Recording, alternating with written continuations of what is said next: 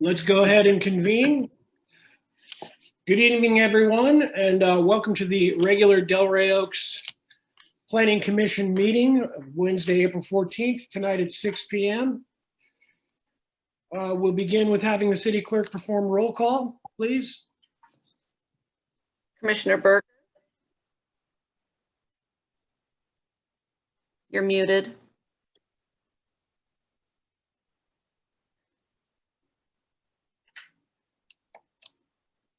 You're still muted. Okay. Did you say my name, Karen? I did, yes. Pardon me, here. Commissioner Wood. Here. Commissioner Burton.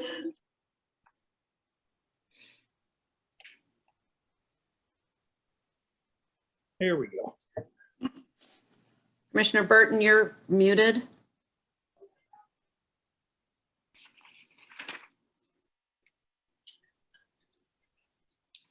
Commissioner Krieger. Here. Commissioner Jackshaw. Here. Vice Chair Hayworth. Here. Chairman Halleck. Yes, present. Thank you, Karen. Burton. And now item number 2, if you'll all join me in reciting the Pledge of Allegiance.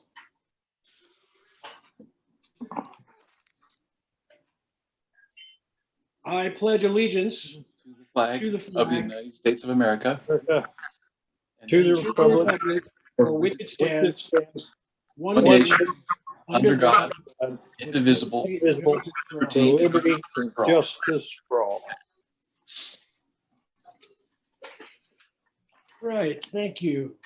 Item number 3 is our consent agenda. Has everyone had ample time to review the consent agenda?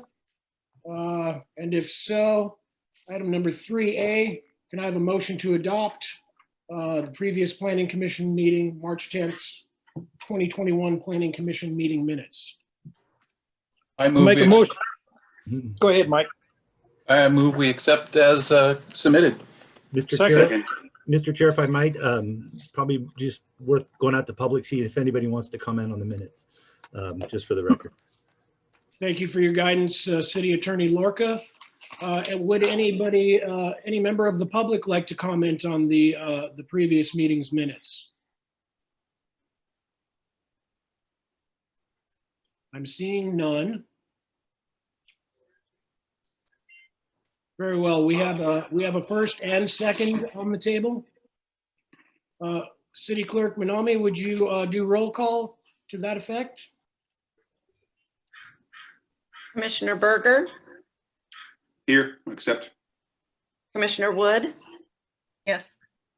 Commissioner Burton.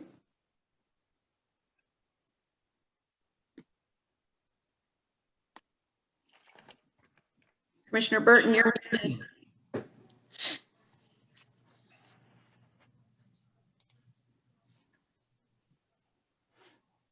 Commissioner Krieger. Yay. Commissioner Jackshaw. Yay. Vice Chair Hayworth. Yes. Chairman Halleck. Yes. Thank you, Karen. And so now moving on to item number 5, reports.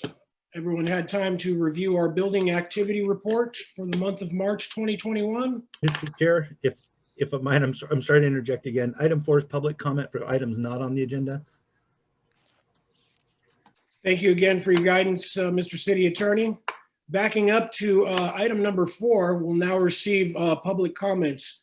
Anyone wishing to address the commission on matters not appearing on the agenda may do so now.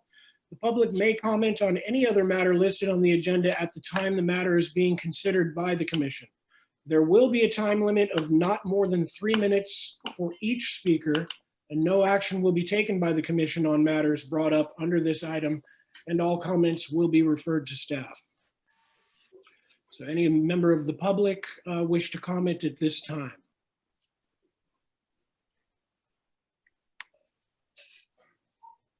I am seeing none.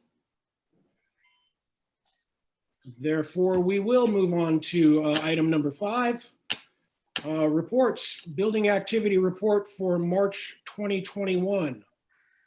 Before we move forward, full disclosure, in my personal life, my vocation is as a general contractor.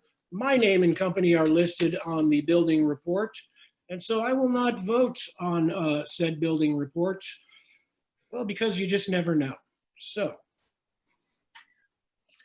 I am glad to see we have a lot of items happening in the city. If I may, Chairman Halleck, yes, typically you just accept this report. The commission just accepts it. all right. Do I have a motion to accept the building report? I move. Building report. I second. All those in favor? Aye. All right. Karen, I got everybody. Thank you. unanimously accepted. All right. So moving on to old business. We are revisiting, item A is continued from our previous meeting. The applicant's name is Alan Turpin. Owner's name are Damian and Alexis Lauderdale. File number ARC number 21-01. The location is at 11 Bray Place. Moving on to CEQA determination, categorically exempt. So a description of the project. This item was carried over from the March Planning Commission meeting, requesting approval to build a 1,090 square foot second story addition over an existing 1,663 square foot single family residence to include 3 bedrooms, all colors and materials to match existing. So, welcome back, everyone. Our recommended action is to analyze provided material, make appropriate findings, impose conditions as appropriate, and give direction to staff.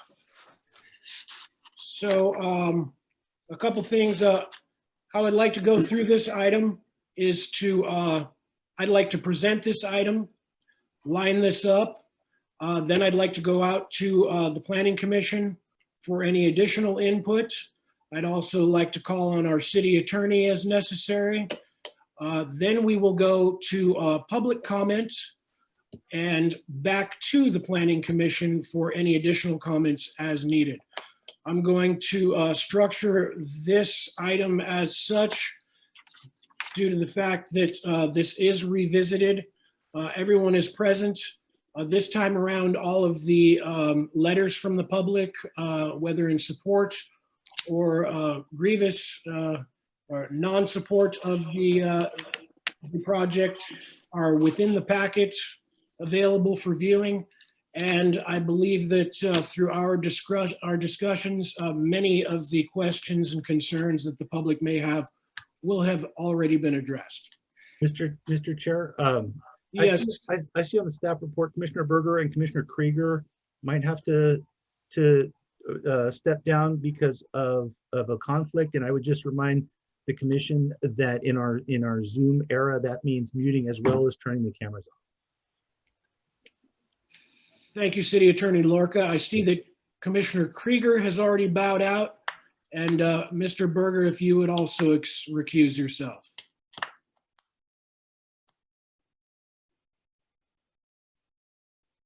All right, so moving right along. So there are a lot of moving parts to the consideration of this project. I don't think that we'll get to discussing all of them this evening. There are a couple of particular concerns surrounding this project that came up and were further reviewed since last month's meeting. One in particular is the setback issue.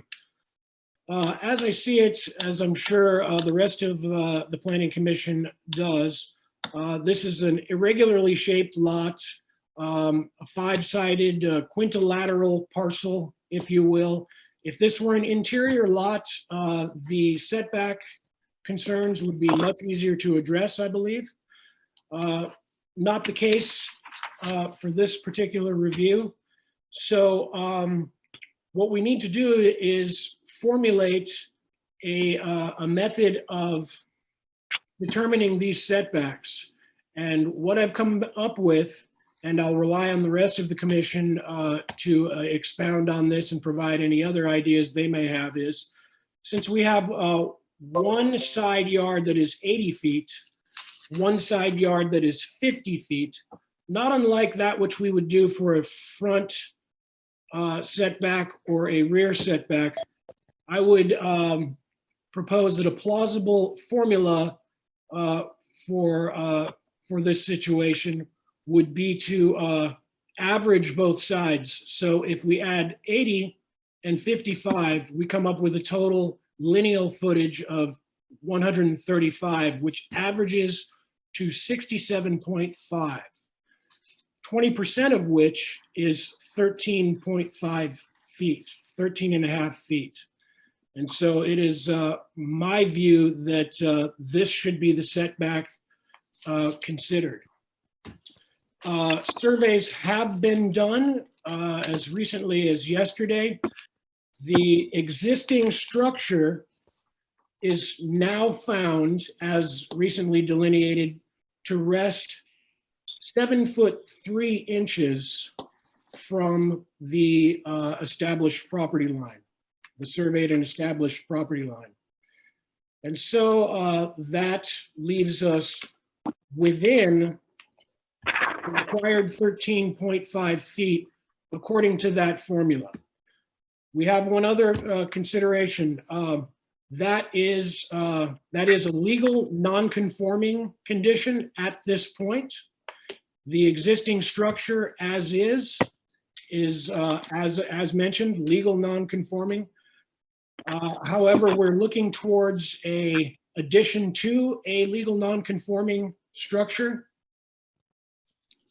which leads us to, with the guidance again of our city attorney, I have been advised of Chapter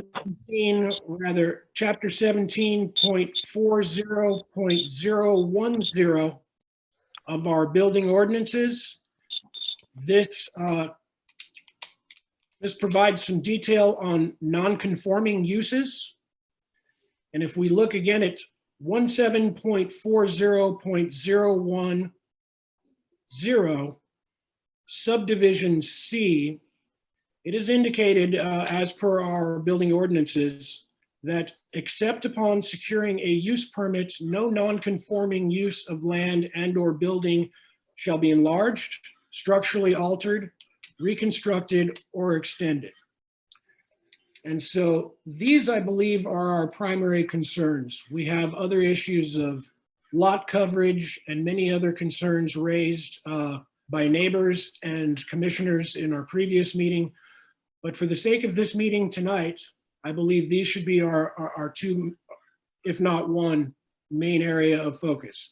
So at this time, before going out to the commission, I'd like to call on our city attorney, Alex Lorca, to further clarify as per the cited ordinances. If you would, please, Mr. Lorca.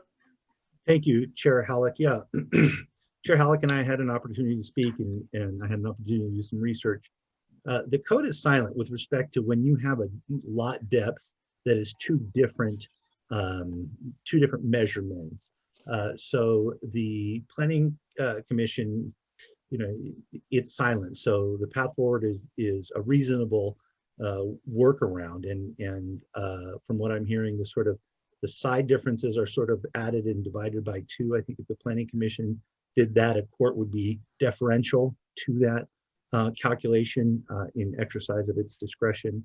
With respect to Chapter 17.40, if the Planning Commission does determine that the setback calculation proposed by the chair is where they would like to go on this, then indeed the applicant would need to file a use permit with the city per section 17.40.010 subdivision C, which the chair read. Now, that would likely entail a lot of the discussion you'd be having otherwise with respect to this project with considerations But as a procedural matter, the code requires the applicant to file a use permit. Again, if indeed the planning commission finds that the existing structure is within the setback and therefore non-conforming. Thank you, Attorney Lorca. Sure. And so as I've indicated, that was the formula that I came up with that seems reasonable, given the shape of this parcel and the position of the structure on it, which does leave us well within the, or outside of, should I say, the required setback. I'll go out to the other commissioners, and if you'd like to contribute anything to how we can look at that setback. And before I move on, City Attorney Lorca, are there any exceptions to this rule, this ordinance that might apply? No, if the planning commission determines that the existing structure is within the setback and therefore non-conforming, then indeed the subdivision cited would be controlling. And effectively what you would be doing is to continue this matter again and giving the applicant the opportunity to submit the use permit as required by the code. And do we have, City Attorney Lorca, do we have further liberties to establish setbacks further outside of our ordinances, develop whichever formula? There is some latitude there. Again, because the code is silent, a court would be deferential to the method as long as it was reasonable that the planning commission came up with to establish what the required rear setback would be. Certainly, if you're mirroring another code provision of the code that allows an average like that, I think that's reasonable. But yes, there is discretion for the planning commission to come up with alternative methods of determining the setback. That could include the unique shape of the lot, as you mentioned at the beginning of your remarks. So there's a variety of things that could be done, and there's discretion there for the planning commission to exercise. Thank you, City Attorney Lorca. So armed with that knowledge, let's move through the ranks and get any insight, any input, comments from our other planning commissioners. Commissioner Wood, would you like to start? Sure. Thank you, Chairman Halleck. Yeah, obviously the house is inside the setbacks. So, and you referenced it off the garage, the 7.3 feet, but there's also on the other side. So that would be the east side. That's even closer. That's at 6 feet. According to the site plan. And it's a little different on all of the different references that we received. And then it would be up to us to determine it's a corner, but are we seeing that as a side yard? Well, that's a good question as well. I would say, yeah, that would be a side yard. Mhm. So that, because I don't know how, because you figured out the 13.5 foot and that was off of the garage. But here where it juts, it's the 30 feet and then the 70 feet on the east side. How would you use that same formula? Well, that's up to us to dissect and determine. And then I see a yes from our legal counsel. That's right. A reasonable method of determining, based on averages or other calculations. Yeah, I think that works for me. That seems fair. So as we're suggesting, applying the same formula, we'd come up with 80 feet plus 70 feet, 150 feet, which would be a 30-foot setback. Our maximum is 20 feet, so we'd be in the neighborhood of 20 feet by that calculation if we called that the side yard rather than the parallel side to the 30. north. So that would be a greater setback, of course. Any other contributions, Commissioner Wood? Nope, that's all for now. Thank you. Thank you, Commissioner Wood. And Commissioner Burton, please.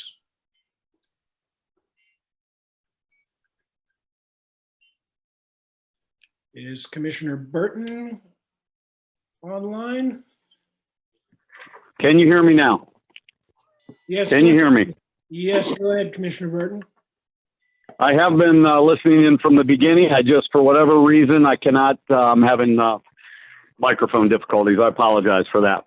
But this is Commissioner Burton, and I do have some thoughts about what we're talking about. First of all, the addition, my first question is, and I think the answer is yes, does the addition go just straight up from the original house? Or is it expanding the base, the first floor of the house? I think it's just going straight up. Does anybody know that answer? Yes, I can field that. Actually, the second story addition is proposed as setback by approximately, well, let me do the math here, would be 5.5 feet off that corner for a total of, I'm sorry, 4.5 feet for a total of 12 feet. 4'9" for a total of 12 feet to the established property line. Okay, Jeremy? so the simple question is the addition, does it make the footprint of the home on the first deck, on the first floor, does it make it bigger? Does the addition make the footprint bigger? No. Okay, good. So that's the historical home that's been there, right? Yes, that is the non-conforming legal original. No. The original structure is conforming because we grandfather any of our old structures. So all this chat about setbacks, in my opinion, is we don't even have to have it. As long as the second floor does not expand upon the base footprint. That's the original home. To me, that's automatically all these rules that were put in place further down the line. My opinion is they don't matter to that home. Only because it was built and the neighbors were built around it with violations of these new rules. So that's my first thought. If the first floor footprint is not expanded, we do not have an issue with setbacks because we have to accept the first floor setbacks. That means necessarily if you build straight up, you've got the same setbacks as you had before. Okay? So that's my first thought. My second thought is about averages. And I know it's nice to have a quantitative assessment of things that we as a planning commission are supposed to look at. It's lovely to have that. But using an average, I would strongly encourage everybody to just ignore that idea about the average. And I'm sorry that this has to happen in open forum, but average is just a number. We could average anything. We could come up and say, let's just pick the biggest number and the next biggest number and average them. And then that becomes our new setback measurement. Okay. So don't use the average, and setbacks in the end don't matter anyway, because we're just building straight up. We're not building onto the original footprint. So as long as there are no other legal violations with the proposal, setback is not an issue, period, in my book. Okay, that's all I got for now. I'll listen, and if I have more later about other thoughts, if I welcome anybody that's on the call, if they have other legal violations that they want to talk about, at some point, please bring those up. Okay, I'm not saying now because I don't want to take control of the meeting or anything silly like that. Okay. That's all for me right now. Thank you, Commissioner Burton. We will go to Vice Chairman Hayworth. Thanks, Jeremy. I think your averages thing is kind of a strained interpretation. I think setbacks are what they are. And I agree that they are existing non-conforming. I guess really that's all I have to really say about that. The setbacks are what they are, what we see on the plan here.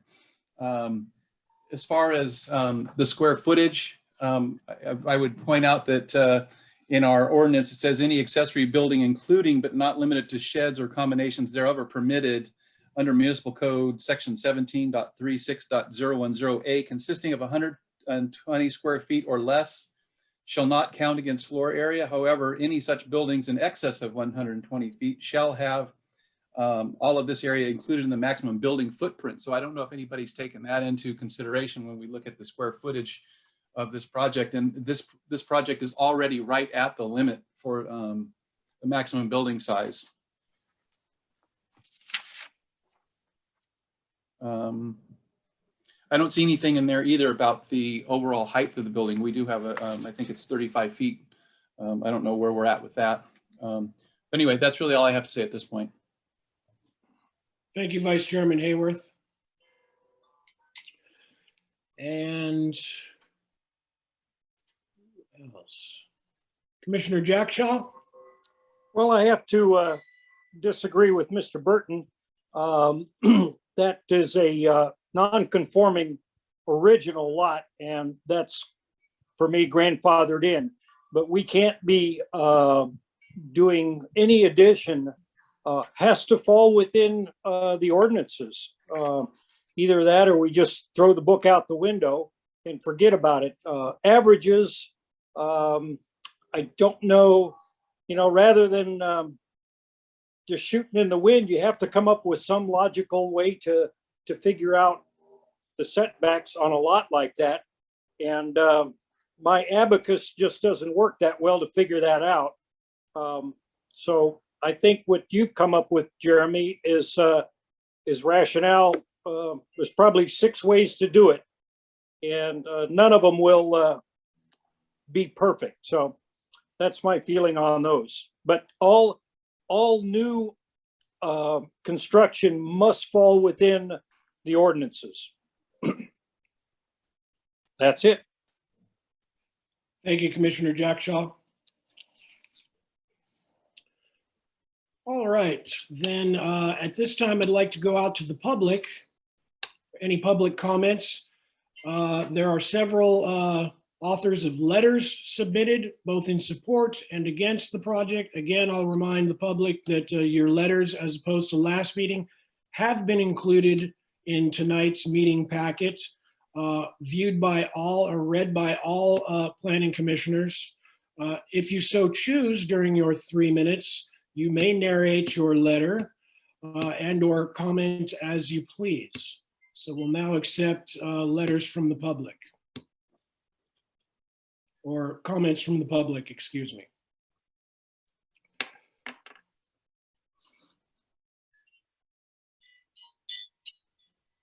Dutchmeyer for neighbor at 14 Hillwell Place, Mary Solsing.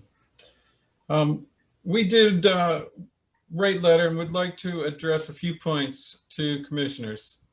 The subject property at Bray Place shares 95-foot property line with 14 Hillwell. Both of those are rear yard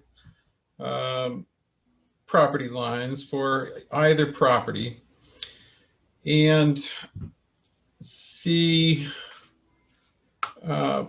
west property line, 80 feet, 20% of that gives you a 16-foot rear yard setback of 16 feet, which is what we based our calculations on.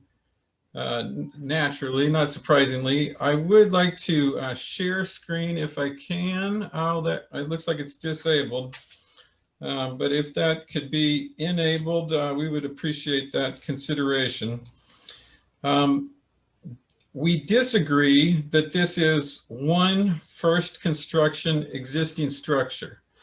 We believe, based on the architecture, and I would love to share a screen and show you that the addition to the existing structure which has been there for some time, is the flat roofed portion of the building over in the rear of the original structure.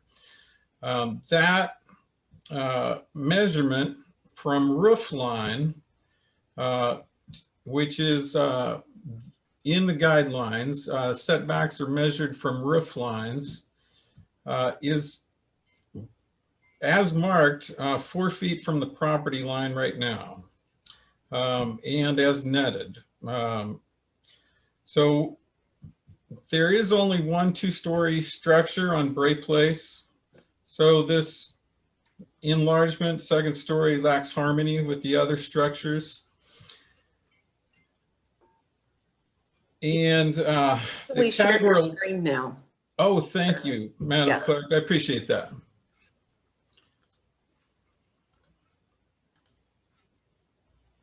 Disabled, okay, no worries.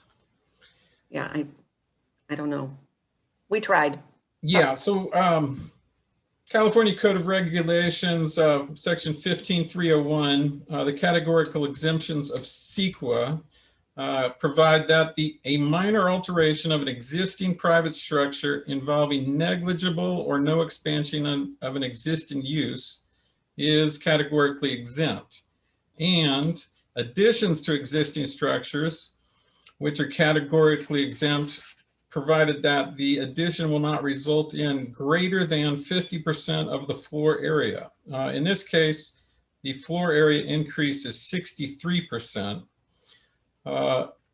In addition, there is a third bathroom in the proposed addition, which violates Ordinance 98 of Monterey Peninsula Water Management District. Thank you, Mr. Meyer. Mr. Meyer, I hate to interject. Thank you for your comments, and we have your letter concerning the item also. Your 3 minutes has expired. Thank you, sir. I appreciate the time. Thank you, sir. Any other members of the public wish to comment? I'm seeing Mr. Shu.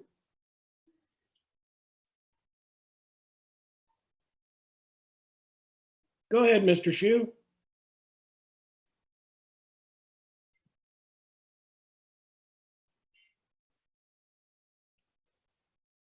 You may be muted, sir. We don't hear you yet. You can proceed at will, Mr. Shu.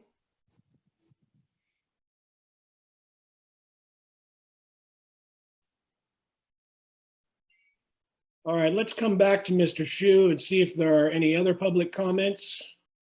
In the meantime, if I could have a screen view again, Randy, please.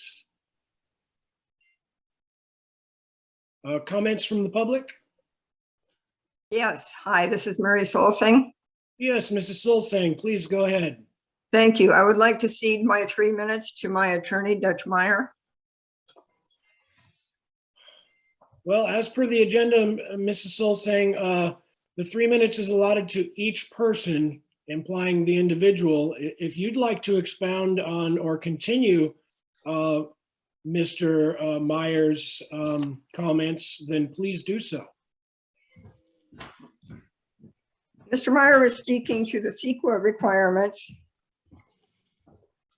And your indication of the waiver indicates that it's pursuant to the guidelines contained in section 15301 of the CEQA environment requirements. And with regard to an addition to a property, hold on a second while I pull it up here. Section 15301, paragraph E, subparagraph 1, 50% of the floor area of the structures before the addition or 2,500 square feet, whichever is less. Now, just about any way I look at the square footage of the existing structure, 50% of it would be around 900 square feet, maybe a little bit more, certainly not 1,090 square feet. I fail to see how the city can possibly waive the CEQA requirements, given the fact that the addition exceeds the amount called for in the very requirements that you're citing. And that's all. Thank you very much, Ms. Solsing. Still accepting public comments. Mr. Shu, are you able to? chime in now? Can you hear me now? Go ahead, Mr. Shu, yes. Okay, I had asked you when I saw you last week, if you could please read my letter, because at this point I cannot, after what happened to me after the last meeting. So I'm gonna get too emotional. Mr. Shu, if I could respond to that. Thank you Okay, for reminding me. I did say that, and I will. I was going to pass on that and give you an opportunity simply because, again, to reiterate, we don't typically read the letters, but last meeting we did because most of them arrived late. They were issued to the Planning Commission, but they were not published in the packet for the privilege of the public at that time. And so I wanted to allow that opportunity in that meeting. But again, I'll stand by what I said and give me one moment to thumb through. And I believe it's the same letter that you wrote no, it's different. last month. No? It's a different letter. Okay.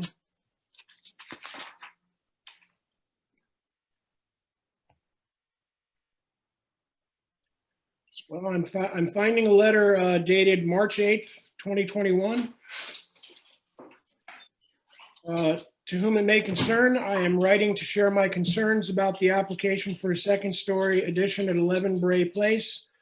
I have been a But that- resident. That's not the letter. This sounds like the same letter. There's, the other one should be, I don't know, my wife's going to get the letter right now. But I turned in another letter on, like, around the 1st of April. And it's dated a different date. Would Mrs. Shu like to narrate the letter from? No, no, she can't. Okay, then we'll just have to forget it. Give me just one moment, sir. I don't want to just completely disregard your request. However, I am not seeing so far.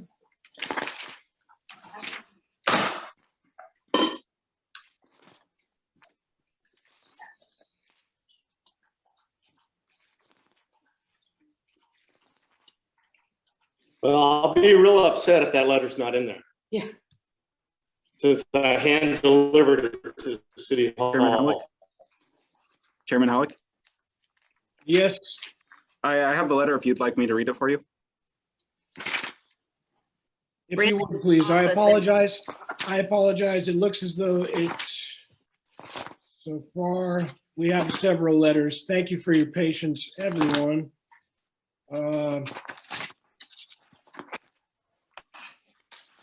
just like an opportunity to fulfill my my promise to Mr. Shu that I would. And I am not seeing it. I apologize. And so if you would, was that That was It's me, Randy, Randy. and Randy's got the copy of the letter. There were so many letters that I'm not sure where Mr. Shu's letter is, but he has it. That's fine. Again, yes, in visiting the applicant's home as well as surrounding neighbors, I was approached by Mr. Shu, and he asked that I read his letter for fear that he may not be as well composed as he'd like to be. And so would he, in possession of the letter, please recite it for the pleasure of the public? Randy, go ahead. Is my mic okay for everyone? Yes. Yes. To whom it may concern, I am writing to share my concerns about the application for a second-story addition at 11 Bray Place. I have been a resident of Delray Oaks for over 40 years and am a licensed general contractor. I am still concerned with the size of the second-story addition, 1,090 square feet. That would make the house 2,753 square feet. I have looked at the second stories on the side of Delray Oaks, and all the second stories on comparable sized flat lots seem to be between 300 to 500 square feet. I have made a list of all the second stories below. I think if you approve this project, it is going to set a bad precedence in the community. Then in my opinion, we become East Garrison and Fort Ord Homes. Parking continues to be a concern. We already have limited parking available, and additions of this size will only make it worse, especially if the added space is used to house additional occupants or as a rental property. And here is the list: 12 Bray, 500 square feet; 30 Quendale, 400 to 500 square feet; 4 Setter, 400 square feet; 6 Tweed, 400 square feet; 998 Portola, 300 square feet; 996 Portola, 400 square feet; 960 Portola, 500 square feet; 12 Greenock, 400 square feet; 7 Serrano, 600 square feet; 877 Portola, 300 square feet; 27 Saucedo, 300 square feet; 12 Saucedo, 400 to 500 square feet; 8 Saucedo, 400 square feet; 29 Work, 400 square feet; 17 Work, 400 square feet. I appreciate your consideration of these concerns. Should you wish to discuss, and I'm not going to list Dennis's contact information. Sincerely, Dennis Shu. Thank you. Thank you, Clerk Birch, for reciting the letter. Duly noted, and thank you for your submission, Mr. Shu. I apologize for the delays on my part. Any other members of the public care to comment to this item? Chairman Halleck, can I just say something really quick on staff's behalf? What we'll do, and so Mr. Shu knows, is we do have the letter. It'll be maintained in the record of this meeting along with the other letters as well. Thank you, City Manager Horn. Moving on to any other public comments. Mr. Chairman, I believe Irene Barlich has had her hand up. I'm not sure if you're able to see it on the screen. When it's time, if you could seek her for her statement. Is that a go now?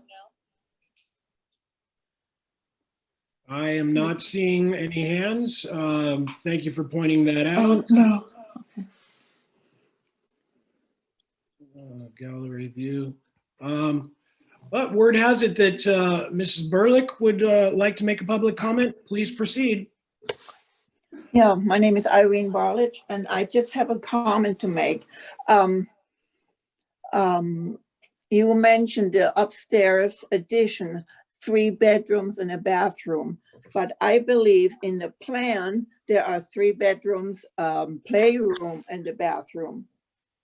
So it would be 4 rooms in the plus the bathroom. Just want to make you aware of it to look at the plans again.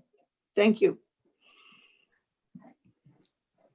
Thank you, Mrs. Barlich. I think I saw Jim Clark's hand raised. Please go right ahead, Mr. Clark. Chairman and fellow planning commissioners, thank you so much for your attention. I've been a resident for 20 some odd years, and I have been the observer of various and sundry additions being made. We of course have the lovely 3-story bright orange one down the street that we get to view every day of our lives as we cook breakfast. But when it comes to what I saw of the flagging when I walked by the property, I did notice that the street that they are, one of the streets is higher than the other, which actually reduces the effect of that 2nd story, which was quite interesting. Again, looking at the flagging. And the other thing is that if we're going to, and again, you guys probably know this and have discussed it. I'm sorry if I'm rehashing stuff that's already there. But I would think that not being able to add a 2nd story to a home, if we set that precedent, that probably anybody that purchases a house in Delray Oaks ought to have some kind of information like that on that deed. I personally would be completely horrified if I found out that I spent, what, $750,000 on a home and then wanted to add on to it so that I could, if I was their age, as this applicant is, have rooms for my children. And suddenly I was told by the city, no, you can't go upwards.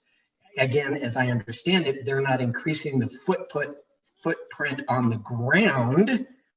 So if you're not increasing the footprint on the ground, it seems like you're not infringing on any setback type things that you're talking about.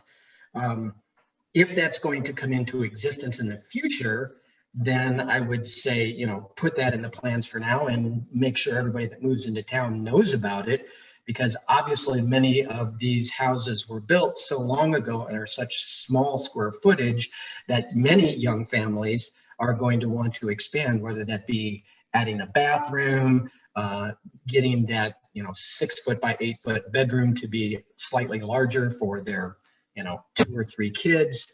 I think this is a freedom that you cannot take away from them. And since you show quite clearly that it's CEQA exempt, I don't see how those arguments play any role in this discussion.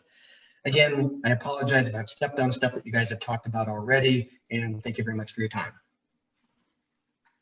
Yes, thank you, Mr. Clark. Any further comment from the public this evening? I do have one more comment. Go ahead, Mr. You have 3 minutes of your own time. From my understanding, from when I looked at the plans, it's been a month or so since I've looked at them. They are increasing the footprint on the ground. You know, everybody keeps talking about they're not increasing the footprint. But I haven't looked at the plans in a while, but from what I looked at last time, I'm almost sure they're increasing that footprint on the ground. That's about it. Thank you again, Mr. Shu. Mr. Chairman, Do I see a hand? Frederica Jones has her hand up. I'm not sure if it's visible on the screen. And who is providing me this helpful reminder? Jeremy, that's actually Frederica Jones. She has her hand up. This is Karen. Yes, thank you, Karen. Go right ahead, Mrs. Jones. I'm sorry, I don't see an image, just your name. And I'm not seeing a hand raised, but thank you for speaking up. Please, you have 3 minutes. Go right ahead. Thank you, Mr. Chairman. I think one thing is really important to note for everyone that has gone by the property on Hillwell Place is that really to analyze the concerns that Ms. Solsing is addressing. It's not really apparent from the street. You really have to go back into the backyard to see how the massive structure will be towering over the privacy of her backyard and into the back living areas of her home. The lack of privacy will totally be gone. And as neighbors, I would think, even as planning commissioners and city officials, you know, to be respecters of our neighbors. And yes, you can go to East Garrison and Sea Haven, get this type of structure and know what you're purchasing, but that hasn't been the design of the Delray Oaks Planning Commission and the ordinances. And from reading one of the ordinances, I thought I read that the addition can only be 50% less added on than the bottom square footage, which would be the 800 maybe square foot. So if the Lauderdales or the builder project could maybe reduce the top floor and minimize it to 800 square foot and not extreme of almost 1100 square foot, that could maybe give Ms. Solsing a little bit more privacy where it's not set back clear to the edge of the back wall of the structure. One of the other questions I had is the foundation on the extension of the residence. Is that been proven to prove that it can maintain and hold a second floor? Thank you, Mr. Hollick, and I appreciate your time. Thank you, Mrs. Jones. So any other, I see Mr. Ben Ellsworth. Go ahead, Mr. Ellsworth. Rachel had her hand up first. I don't know where she's at but That's okay, Ben. Go ahead. You go ahead. okay. I have just one quick question before I start. Are we just talking about the setbacks tonight, or are we talking about the whole project? Because at the beginning you said we were talking about the setbacks just for tonight. And that was my question before I started.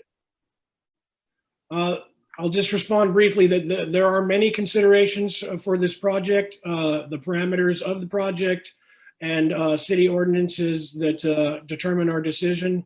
But for the remainder of your 3 minutes, we'll accept declarative statements and comments at your pleasure. Okay, because when we started tonight, I thought that's what you said. That's all we were talking about.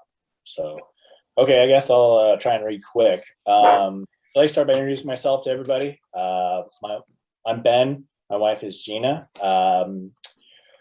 We've been residents for 2 years now. My wife is a operating nurse at Community Hospital in Monterey Peninsula and a pilot for a major airline. We were extremely excited when we purchased our home in Delray Oaks, and we're looking forward to starting our family here. We're writing this letter to express our concerns with the 11 Bray project for a second-story addition. We feel the second-story addition is intrusive to our home, taking away the privacy we cherish in our backyard. Our peaceful and private backyard is one of the major selling points of purchasing this home. The addition will not only take away our privacy, but change our current view. The number 12 goal of the Delray Oaks general plan is to conserve and improve the living environment of the existing Delray Oaks neighborhood.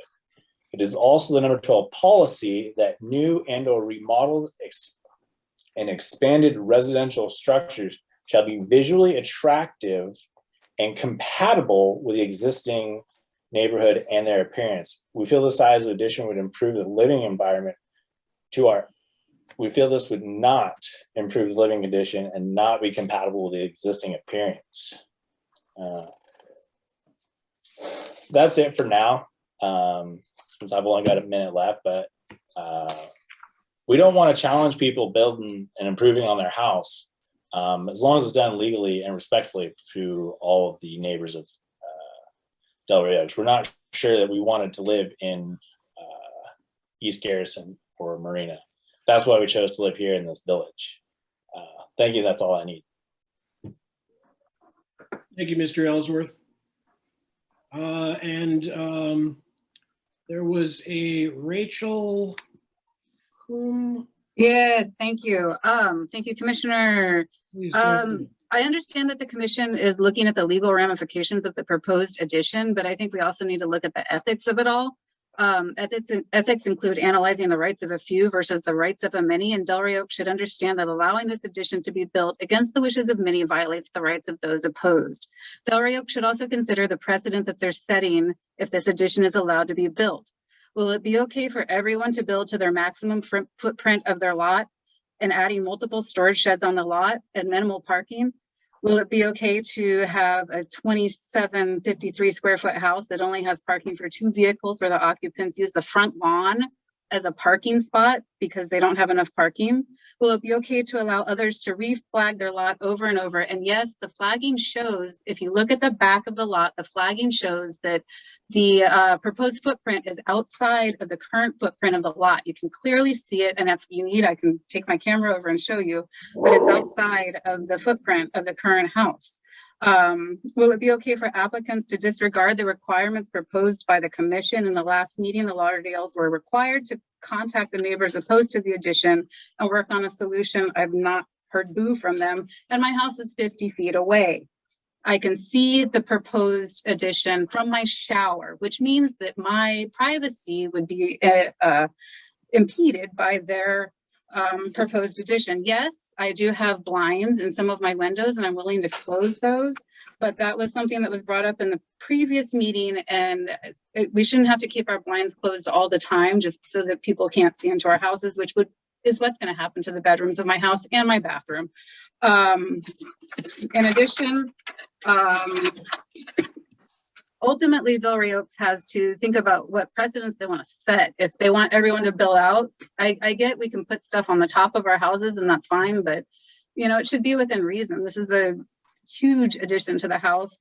If everyone purchases a house that's too small for their needs and then adds on, you know, as Mary has said, about what 63% of their house, is that what Delray Oaks is going to allow? Just a question. You guys should really think about the ethics of it all, what's fair to everyone, not just the applicant, and then also the precedent that you're setting. It's not just a one little story addition. They're building out and they're building up. So think about that as you make a decision. Thank you. Thank you for your comments, ma'am.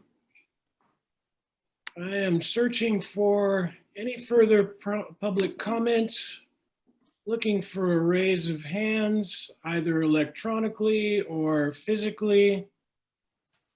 Mr. Chairman, could I share one picture that sheds light on the footprint? I had requested earlier during my minutes, Mr. Meyer, we have provided you your 3-minute opportunity, and the Planning Commission has the site plans and the proposed addition plans in hand, and we've verified all the parameters accordingly. And I appreciate your offer. Are there any other? Jeremy, it's Alexis. Do you want me to wait till the end? Yes. This is the applicant, Alexis Lauderdale. You can speak at any time during public comments. Your 3 minutes begins now. Please do. Okay. So first of all, I would like to say to Rachel, you did not provide any contact information on your letter, so there was no way to figure out what house was yours or how to contact you. Second of all, the setbacks that were done in 1964, and maybe the setback ordinance were in compliance, making a conforming structure with those regulations. Which was Yes. We actually drove every street in Darien Oaks to do our homework. There's over 100 second stories in Darien Oaks. So the fact that people are saying that that's not what Darien Oaks represents, that doesn't seem right if there's over 100 two-story structures. The foundation is worked into the plans. The sheds are there because we don't have enough room in our current house. And so we would be willing to remove the sheds once our 2 stories done. The height is 25 feet. And we are not adding on a 3rd bathroom. If you read the plans correctly, we're actually going to have 2.5 baths, which we have the water credits for. And if this does not get approved, I will be requesting what additions were allowed to be done with pre-existing variances, because I feel like we are being targeted and looked at differently than most people. And actually our lot is bigger than what the fence lines are showing right now from the survey that we did, which will be requesting some moving of those things. When you say, think about treating everybody fair, Dennis has a 2nd story, which is one of the complaints. Mary doubled her square foot in an addition. So that is correct. We should treat people fairly and we should be able to add on. And we are not adding to the bottom floor besides a little, I think it's 60, not even 60 square feet, which is not going outside of the current parameters of the 1st floor. So we're not adding any structure on the bottom floor that's going to widen the house or get any closer to any fencing that pre-exists. And the top addition is actually further from any of the current setbacks.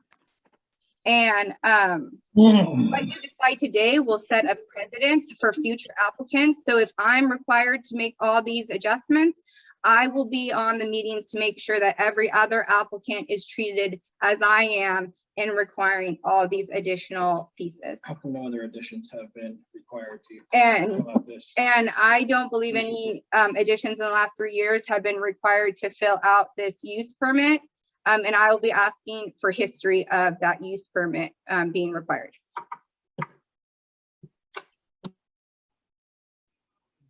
Thank you, Mrs. Lauderdale.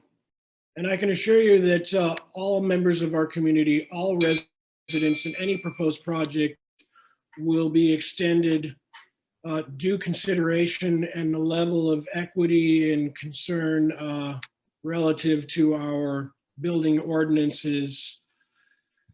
All right, and so any other public comments? I may not be able to see hands raised. Several of our participants are here by name only. Mrs. Shu, would you like to comment, please? Yes, I would. At the last meeting, Mrs. Lauderdale was told that she needed to come and contact her neighbors. We have not been contacted. I'm just saying. That's because your husband was aggressive. My husband was what? Don't even start this. Oh, Your husband was, Don't even start this. Mrs. Shu, is that the extent of your public comment? She's done. yeah, that woman is. Thank you, She's done. Mrs. Shu. All right, final call for public comments. I am seeing none obvious. I'll confirm with our tech expert. I'm not seeing any, Mr. Chairman. Pardon me? There's no more hands up, Chairman. Thank you, Mr. Birch. And so public comment session is now closed. Thank you all for your valuable input. Duly noted, and we appreciate all of your concerns, and we'll take them into consideration in our determination of this project. And so now I'd like to direct this back towards the Planning Commission for a follow-up, just a brief discussion now that we've heard everyone's perspective. And as we do so, I'd like to begin structuring this into a motion, whichever way we see fit, for denial or approval. I did mention setbacks beginning of the review. That is because the setbacks are a determination on whether or not any additional building can be done within. We must adhere to our city ordinances. These ordinances are considered for all projects across the board, any applicants. I have proposed a plausible formula. We've also heard no setbacks perhaps in order. So we have a few differing opinions on that. But as I see it, and as we've been advised by our city attorney, the real threshold question here, or contributor to this application, is that the existing structure is a legal non-conforming structure. And again, in chapter 17.40, we have certain constraints to consider. So that is really the key item for our concern. If we would like to custom tailor the setback requirements, then I'm open to ideas as to how we can navigate this. But let's do so briefly from each commissioner and begin to structure a motion so that we can come to some determination here tonight. We'll begin again with Commissioner Wood, please. Well, we need to follow the codes. That's what they're there for. So I think we need to first determine how we are going to establish the setbacks and then have this project comply to it. And then also it was brought up, there's an additional 60 square feet on the bottom floor, and I don't think that's in any of the calculations anywhere. So those are my two comments. Actually, I have a third too. On the top floor, on the left-hand side where you have the staircase, I noticed there's kind of like an eyebrow, and it looks like the roof line extends out to the end. And I just, I'm having a hard time visualizing that. So, and I don't know if any of that square footage or anything is part of that. So those are my comments. do you want the architect to speak to that? That would be great. Thank you. Well, that Commissioner Wood. eyebrow window, Thank that you. doesn't indicate any kind of floor. Thank you, Mr. Turpin. I realize that you are the architect for the applicant. Again, some finely drafted plans. We have all of the information in place Okay. for review at this time, but public comment is currently closed. Oh, bummer. Okay, sorry about that. Okay, thank you. Moving on to commissioners' comments. Commissioner Burton.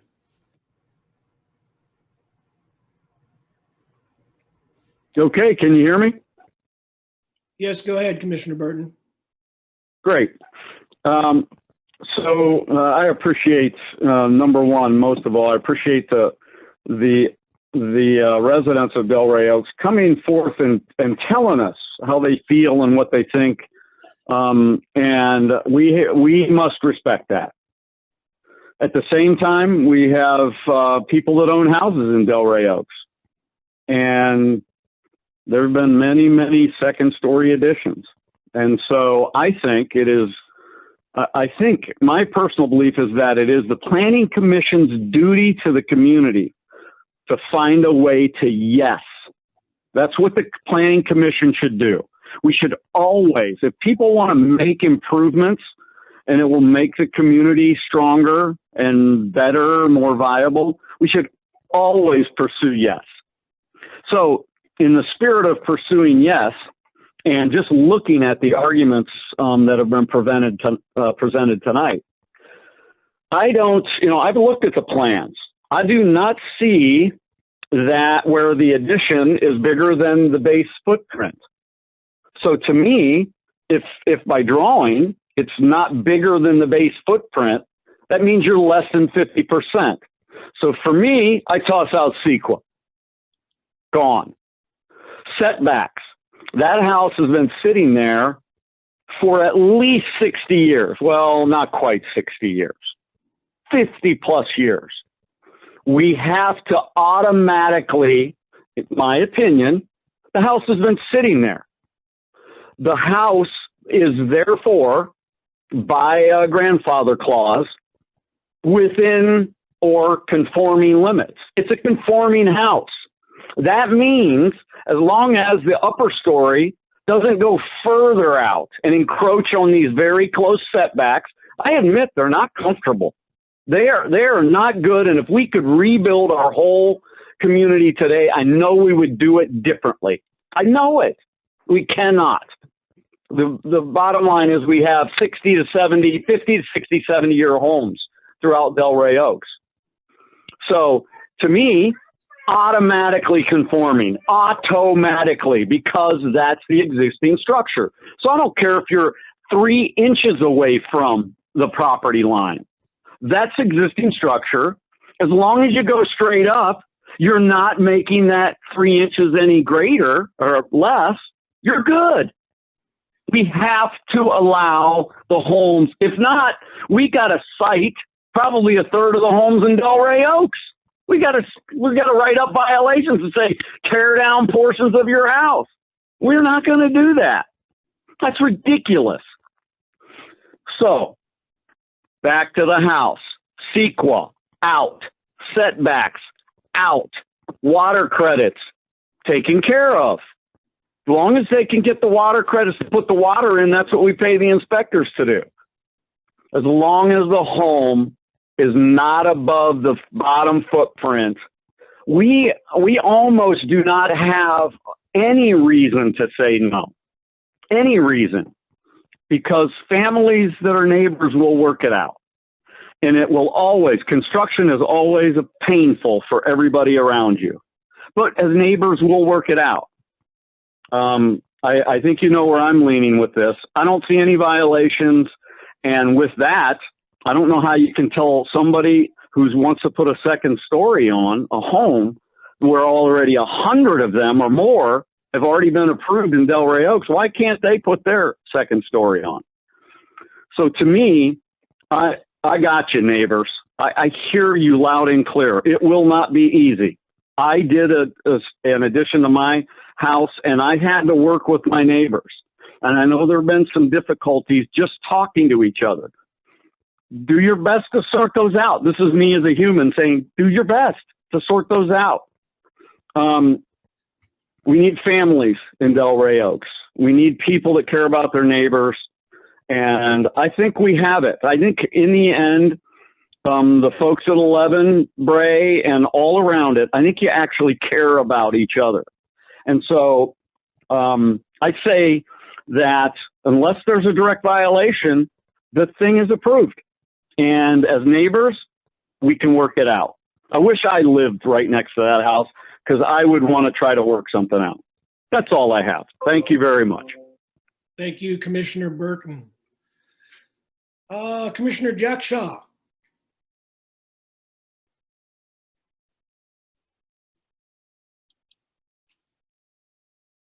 You'll need to unmute your microphone, Commissioner Jack Shaw. Thank you. Somewhere along the line, it got muted. I have no problem with the second story additions. That's number one. I put down lot coverage in the sheds. Apparently that was already answered. About the non-conforming existing house, you know, if that were to be built today, we wouldn't allow it. And so should we allow any other structure, new structures, and overlook setbacks on those also? We have rules that we've over the years adopted, and we have to follow them as far as I'm concerned. And so as far as good neighbors, I think that if the applicants downsize the upstairs, the neighbors wouldn't have a problem with it. It's just, as Mr. Shu mentioned, and I'm going to take his word for it, there's a lot of second stories around, and but they're much smaller than this addition, and that's where the problem is arising apparently. Chair, you mentioned about, you know, possibility of customizing this addition. I think if we start customizing everybody that put an application in, we're going to end up in trouble by, well, you let them do it, and how come you're not letting me do it? And we're going to have a problem keeping track of customized houses. So my comment is the problem seems to be the size. And if the applicant were to downsize a little bit, I think neighbors would be happy. So that's all I have to say. Thank you. Thank you, Commissioner Jack Shaw. Vice Chairman Hayworth, please. Thank you, Chairman. Just a couple things. You know, part of the problem was, I think the first time around, we had so many of the pieces that were submitted that weren't in compliance, and we, you know, got surveys after the fact and other things after, you know, we'd already gone through this whole thing once. You know, we don't have a problem with second stories. I mean, to say that, you know, we're trying to ban second stories is not true. I mean, there have been many second stories that have been approved. I will say we have in the past denied one that was a project that was even bigger than this one. It was actually up near where George lives, and that was many years ago. And we denied that one because it was just too massive. So that does happen. I agree with George. I think that the size is really the issue. I haven't heard the applicant give any on that or offer any compromise whatsoever. I think that something needs to happen there if we're going to do this. I agree that we want to have people living here. We want them to expand and enhance their homes and the value for everybody. But I think that we need to have some people come together here and compromise a bit. We don't have a view shed ordinance, so, you know, unfortunately, that kind of falls on moot ears, or is moot point. Setbacks matter. You know, I think that the chairman's interpretation is strained. I think that the setbacks as they are matter. I mean, it matters to the neighbors because that's physically where their house is.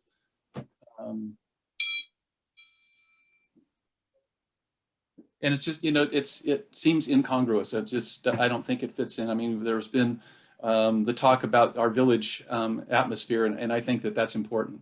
Really, I guess that's all I have to say. And, you know, but I do think that the 17.40 thing that the attorney, Alex Lorca, mentioned, I think we need to be responsible for that.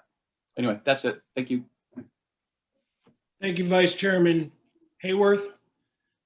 City Attorney Lorca, I'd like you to weigh in and kind of wrap this up. Any other guidance or clarity that you can provide for the commission before we structure a motion, please? Sure, Mr. Chair. Two things come to mind, and one is just definitional, and that's legal non-conforming. It's legal and it's now non-conforming. It was legal and is now non-conforming. Yes, that just means grandfather. That probably at the time that the ordinance with setbacks went in, the homes were there and the parcel boundaries were drafted. So at the time they were legal, now they are non-conforming. With respect to the CEQA exemption, the Planning Commission is not limited to the one in the staff report. I would also, should it be the pleasure of the Planning Commission to approve this project, cite 15303, which is a single family exemption from CEQA. If the Planning Commission was inclined to deny the project, then of course that becomes a moot point. So with those two things, I'm happy to answer any other questions, but those are the two things that I sort of picked up on from the conversation. Thank you very much, City Attorney Lorca. So now at this time, I'd like to entertain a motion. Well, before we get a motion, our city attorney asked if we had any questions, and I do. So is the addition legal or isn't it, Alex? Let's just cut right down to the chase. Depending on how the Planning Commission determines the setback, this is Commissioner Burton, you'll love it. It's a lawyer answer. It depends, comma. If the Planning Commission finds that there are no setback violations, then you just exercise your regular discretion in approving this project. If you do find that there is a setback violation, then I think 17.40.010 says where there is a legal non-conforming building, which again, you need to make that finding, the way that can be, quote, enlarged, structurally altered, reconstructed, or extended, end quote, is upon securing a use permit, as I mentioned at the outset. So those would be the matters over which the commission has to exercise its discretion. Thank you, City Attorney Lorca. Okay, that gets a follow-on question then, because this is the most important point to whatever we're going to do, ladies and gentlemen. It is, and the most important point is this addition legal? And I appreciate all of the "it depends" mouth work. I gotcha. But I want to go back to the direct question. You've seen the plans, Alex. You've seen them. You know that this structure has been there since the beginning of Delray Oaks' time. Is the setback, when you add to a structure, do we have to enforce that? Because if it's that way, probably a third of the houses in Delray Oaks can never build onto their houses. So I need something more than "it depends." I looked at this plan and my legal opinion is X. That's what I'd like to hear. Through the chair, Commissioner Burton, I appreciate your passion. However, it really is the Planning Commission's discretion that has to be exercised here. We have a specific municipal code provision that says where there is a legal non-conforming building in which you want to, quote, enlarge, structurally alter, reconstruct, or extend, end quote, you may do so by securing a use permit. When the applicant, if and when they go through the use permit application, that would come back to the Planning Commission for determination. But with due respect, Commissioner Burton, whether or not that's legal is the discretion that the Planning Commission needs to exercise based on the framework. I wish we didn't have a code that was silent as to the specific calculation for the setback. Unfortunately, that's not the case. Thank you, City Attorney Lorca. Anything further, Commissioner Burton? Nah, I got one more attempt by me for our city attorney. Okay, is the property legal and conforming or legal non-conforming by definition? The code is silent as to that issue. That is, we don't have uniform depth on both sides. So again, the Planning Commission needs to exercise its discretion to determine that. If they were both parallel, we could have a black and white answer. Unfortunately, as I mentioned, the code is silent. So I can't give you a black and white answer when indeed the code is silent as to the setback issue for the rear yard. Okay, thank you very much. And I appreciate you putting up with me picking at this. So here's my interpretation for the rest of the group. Since I've heard it sounds like everybody else wants to interpret this property as a legal non-conforming residence. I disagree. It was built, it was determined legal, it's conforming under a historical precedent, and it's still conforming. You cannot switch the designation later on. So I call it legal and conforming. So please, guys, if you're using this legal non-conforming verbiage to somehow require additional paperwork or to deny this request, I quite strongly, if you can't tell, I quite strongly am against that. And I think it's not correct. So that's all I have to say on that. Thank you, Commissioner Burton. And the city attorney is still entertaining any other questions or need for clarity through the commission.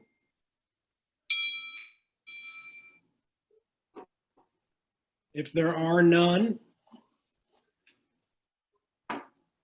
So at this point, we have heard quite clearly that, and again, as I began this review of this item, we have very clear building requirements, zoning ordinances relative to the R1 districts.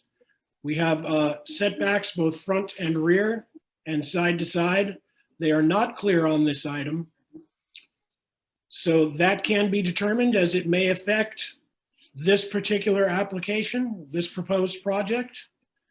But again, we have heard very clearly that the threshold determining factor in this is our ordinance as it relates to this structure, which is an existing legal non-conforming structure by which no enlargement, addition, remodel, or further work can be performed until a use permit is applied for and acquired. At which time, if that so be the decision tonight, the applicant would be required to, if they choose to move forward that way, apply through our city offices, and we'll all see each other again 1 month from now. The Planning Commission will review the use permit. There are certain criteria to meet in addition to the cited ordinances. So I think we're all very clear as to where we sit now. I'll entertain a motion once again. I personally cannot make a motion as the chairperson.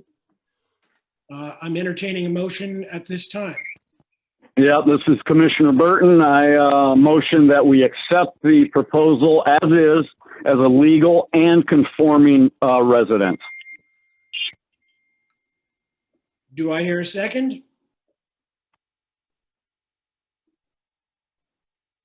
I hear no second to that motion made. I would like to make a motion.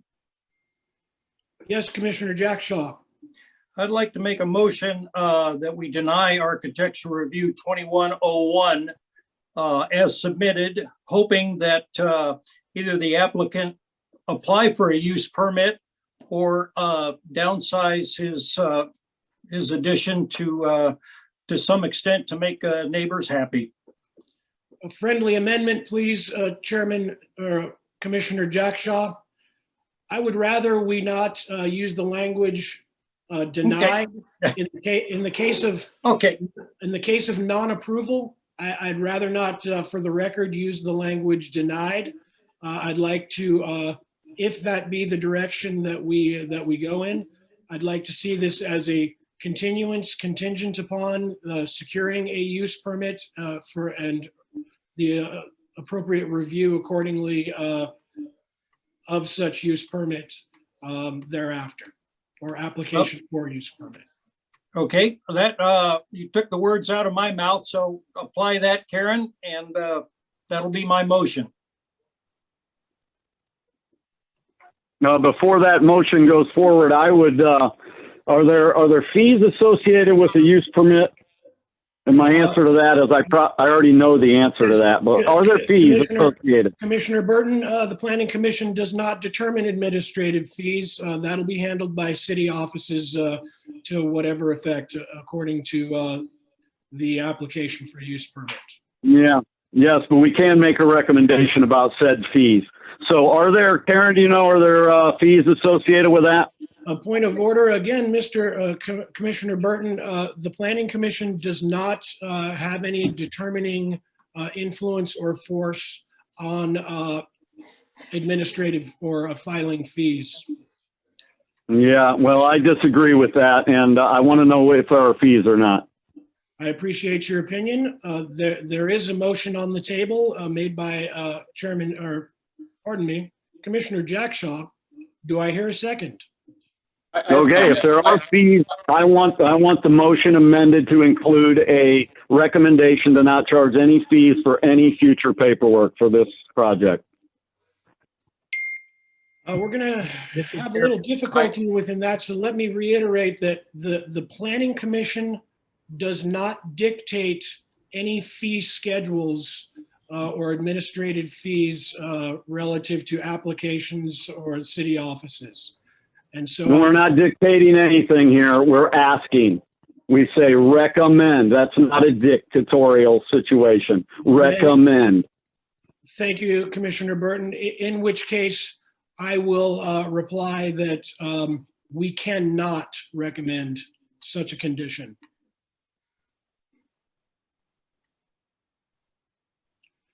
There is a motion on the table. Well, we've done it. We've done it before. We've done it before. So I don't know why it's different now.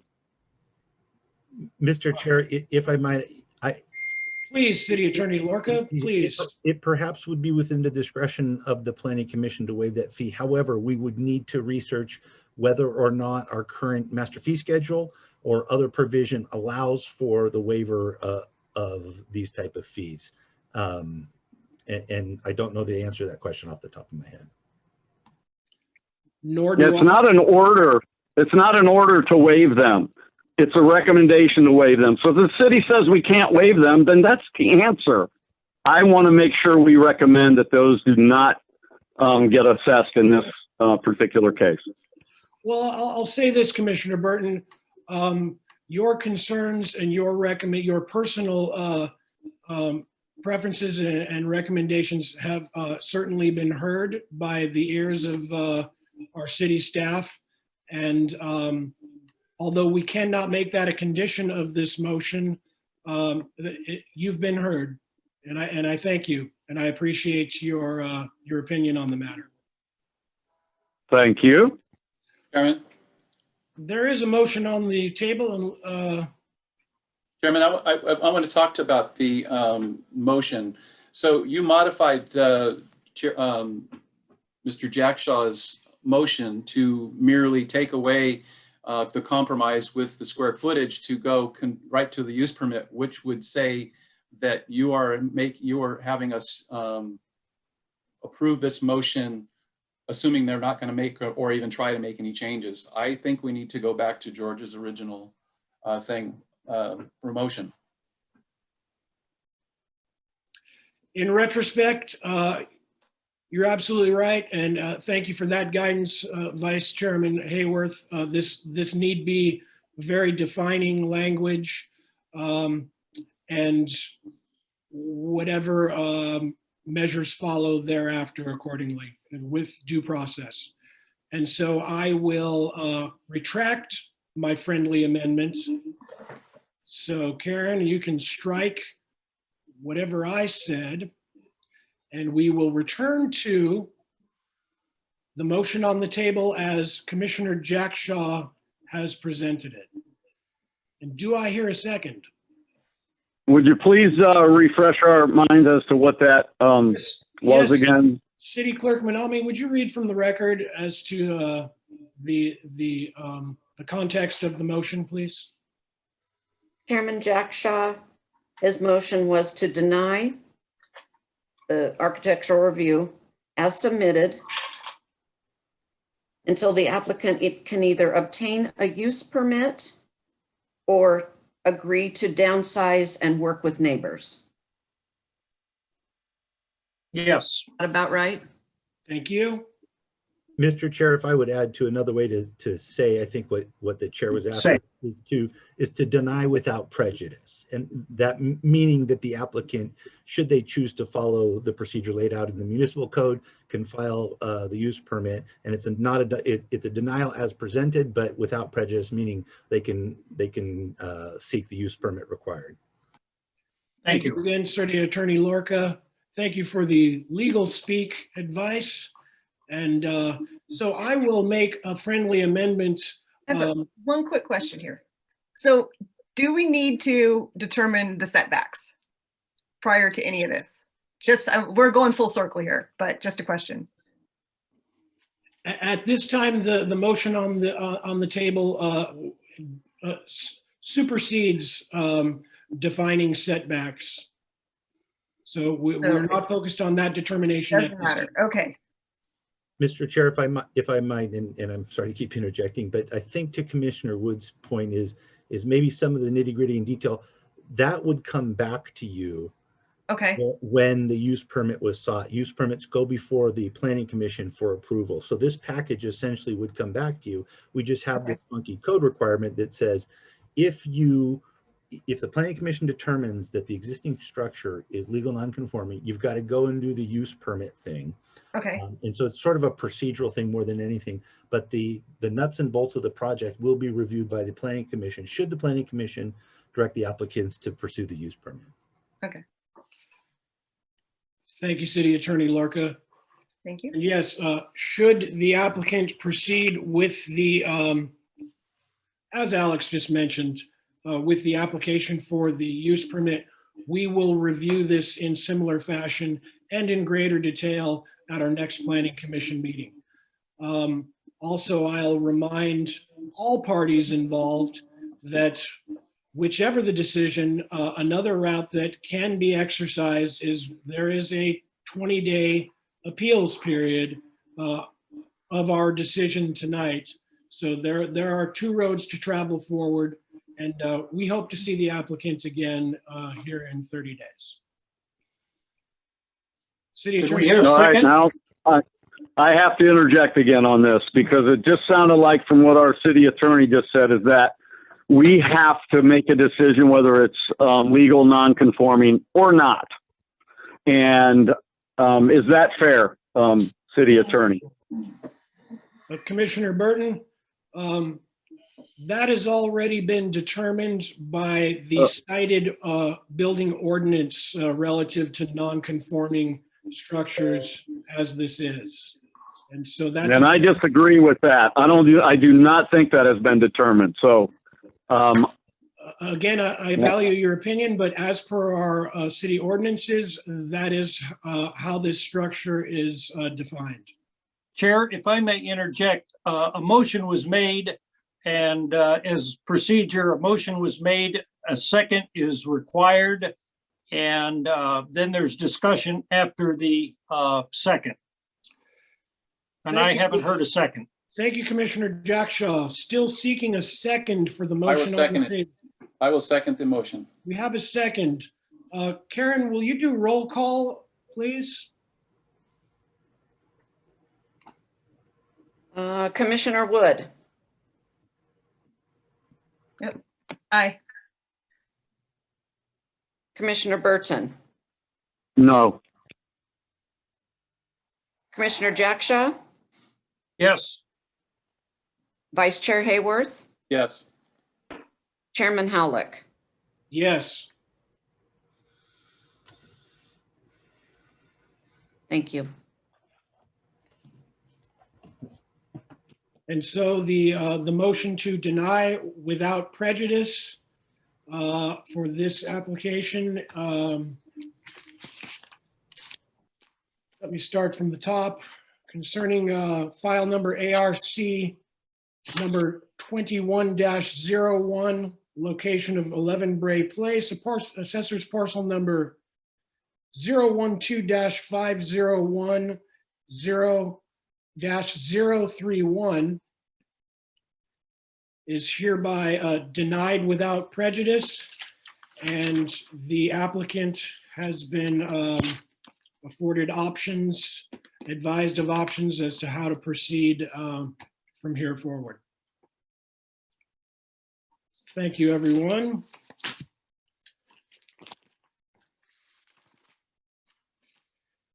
Moving on to the next item. We have item number 8. Pardon me. Item number 7 in new business, 7A. The applicant's name is Russo's Wholesale Produce.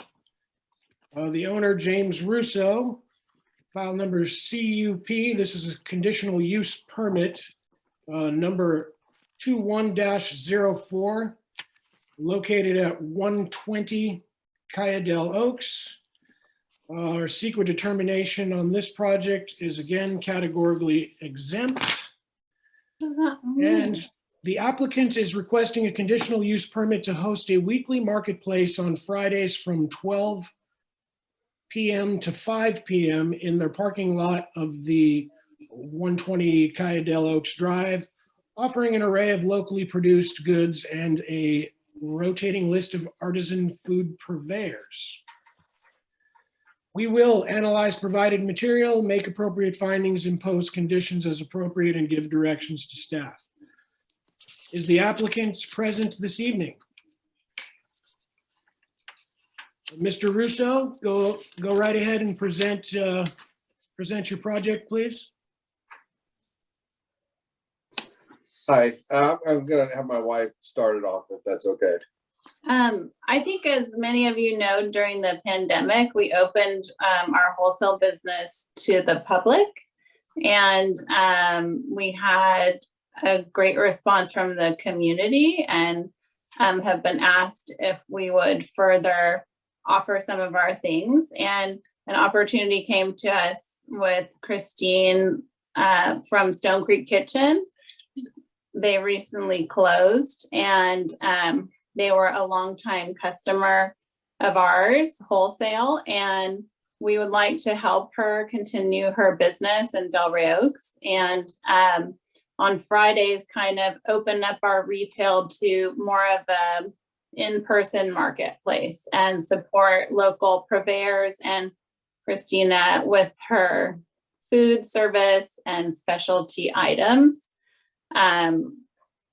That's more along the lines of what we're looking at on Fridays. We would extend our pickup hours for our online retail business to correlate with the open marketplace. So you could still order from us and pick up in person up until 5 or 6 o'clock. Right now, our pickup time cuts off at 2:30. So we're trying to create more community and support for local businesses. And Christina is on here too with her husband, Pete. She can give you more detail on what she would be doing. She would be our lead purveyor in this setup. I don't know Christina's last name, but yes, Christina, if you Scrivani, would like to yep. add to the It's conversation, Chris. please do. Can you hear me? Yes, Can you hear me please, go okay? ahead. My name is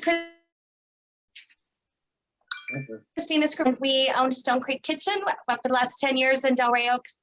And unfortunately, with the way things happened with COVID, we had to close and couldn't afford to renew our lease. And so I started looking at ways I could support the vendors that had been supporting me, especially in this last year. And certainly James and Kristen were top of my list. So we thought if we paired up maybe we could support other small vendors that are local, and I mean really local, to showcase their goods on a kind of a rotating basis. And James has got a really nice parking lot, and we thought for 5 hours on Friday afternoon, maybe we could have a little market, a more of a neighborhood market, where Delray Oaks folks could come and kind of, you know, get some unique things that are produced locally.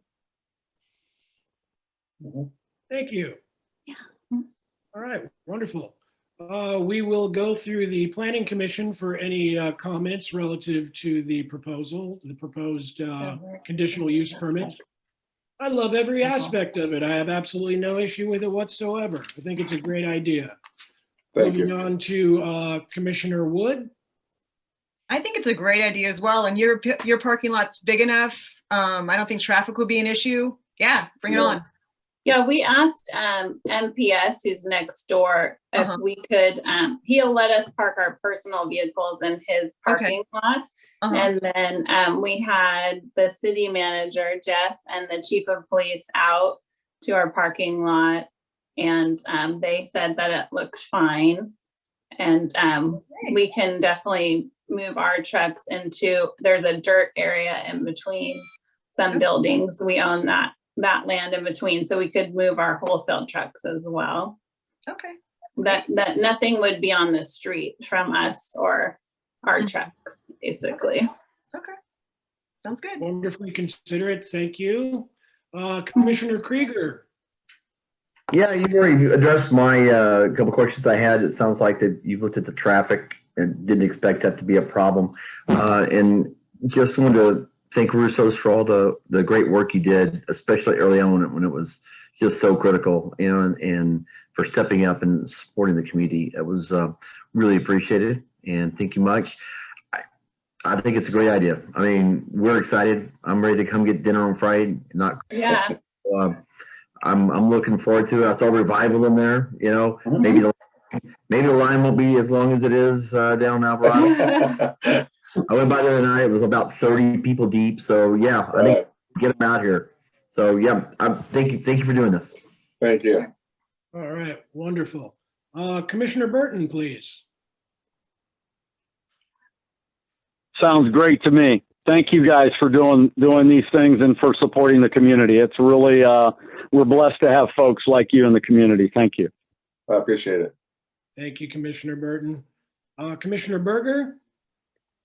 I think it's a great idea. I think we have one standard question is, have you approached your neighbors to see how this will impact them? Yes, we have. They're kind of excited, actually. Yeah. It's been their response, like, oh, we can come get our dinner or whatever we need for the weekend on the way home. And Usually on Friday afternoons, it's kind of, it's a slow area, and, you know, that business park's pretty slow, so it wouldn't really, I think, affect it too much business wise. I like the fact that you've thought about parking your own, because you have large vehicles. Right. I do go there. One of your neighbors is a client of mine. I'm a client of theirs, and there is kind of mixed parking depending on what's going on in the neighborhood. In that area. So that was just a concern. These, looking from the business aspect, I mean, there's a great amount of traffic on Canyon Delray. Is there anything that the city can offer for you in the way of temporary signage for that day or starting the previous day? I would explore that. I don't have the answer for that. So you can maybe put something up. Sorry? If I may, Commissioner Berger, I believe the applicant stated that they're working with city staff and temporary signage and such will be ministerially issued and approved I accordingly. just want to see this be successful. That's why I'm asking. In accordance with our sign ordinances. And then it's a valid concern. But with anything like this, with anything like this, I always ask, in my mind, if there's a way you can incorporate a local charity, ask them to put a booth up, make space for a booth. That's just a personal suggestion. I'm throwing something out there. I'm currently working with Leukemia and Lymphoma Society of Monterey Peninsula. The campaign's in effect right now, and we just reach out to our local people that we do business with, Monterey County Bank, people that we buy from, our wholesalers, and we are involved with Rancho Cielo, which is a program kind of for disadvantaged kids to go to school. And we also donate to the Carmelites. So any of those we're already involved with. We'd be happy to put something out there, you know, even more if you have one in mind that's specific to Delray Oaks. Particularly a suggestion. It's nothing pending you getting this approved. It just. Oh no, we're always happy to help people. You know, these are all, if I may, these are all wonderfully suggestive ideas, and could only enhance the experience at your marketplace. And we continue to appreciate the way you've presented it in your application for Planning Commissioner's review this evening. So thank you very much. One final thing. Sorry, please go ahead. Oh no, I thought Christina might have had a question. Well, I was just going to say that for the last few years, I've been providing meals for the Gathering for Women's Shelter, and I couldn't keep doing that because I had to close my business. So I will continue to do that if we get to have this market. So that's my personal nonprofit that I would be supporting on the Friday. So, but thank you. I think that's fantastic. Thank you. My last thing, and I originally was going to suggest 2 or 3 trial runs just to see how it all works out. The fact that you've already spoken to your neighbors, I would love to have a revisit after the first run to see if there's any feedback from the neighbors. Yeah, sure. Makes sense. Do we have a date we can start, or is that something, when does that come into play? Like, I'm not sure of the process here.